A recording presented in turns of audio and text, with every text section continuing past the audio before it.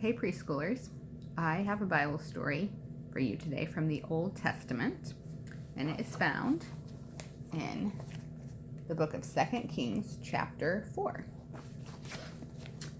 And it's called in our Bible story book, Don't Stop, Fill Every Pot, the story of the widow's oil. There was once a woman who had no husband. She had no food. She had no money, but she had plenty of problems. There was one more problem waiting at the door. A man was outside.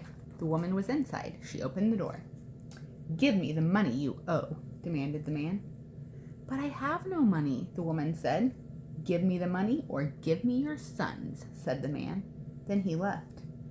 The woman was very unhappy. Oh no.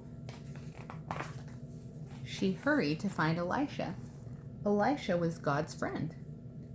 "My husband owed money to a man," the woman told Elisha, "but now my husband is dead and I have no money. The man said he would take my sons if I don't pay him." What will she do? "How can I help?" asked Elisha. "Tell me, what do you have in your house?" "Nothing," the woman answered, "except a little oil." "Go," said Elisha. "Ask your neighbors for empty pots. Don't ask some of your neighbors, ask them all. And don't ask for just a few pots, ask for as many as your friends will let you borrow. Then go inside your house, shut the door behind you and your sons, pour oil into all the pots. As each pot is filled, put it aside. Don't stop, fill every pot."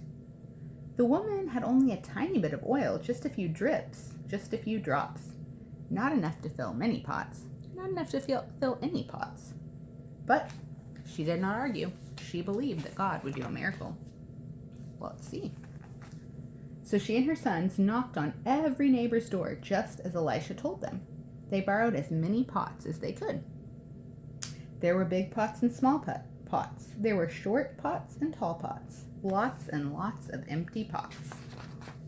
Then they went home and shut the door just as Elisha told them. The woman started pouring her oil into one of the borrowed pots. The stream of oil kept coming and coming until the pot was full. Then she filled another pot, and another, and another. Her sons moved the full pots and replaced them with empty pots.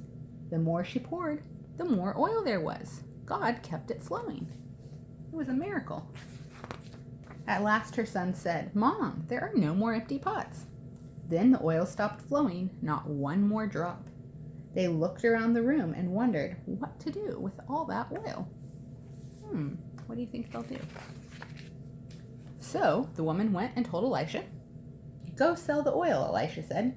"Pay the man what you owe. Then you can use the rest of the money for you and your sons."